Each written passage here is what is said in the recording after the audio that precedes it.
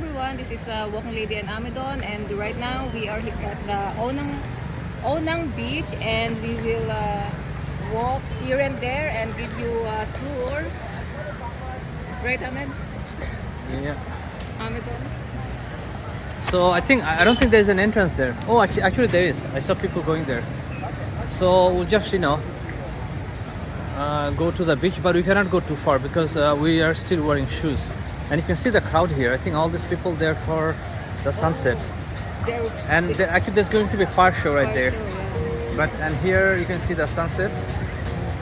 And then we can go down a little bit and see.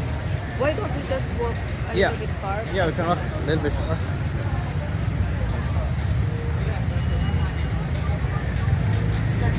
I don't. Oh, where?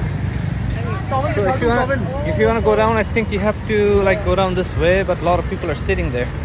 No, we can just sit here. It's okay. But it hasn't started yet. No, fire show I think is later. But people are also watching the sunset. Yeah.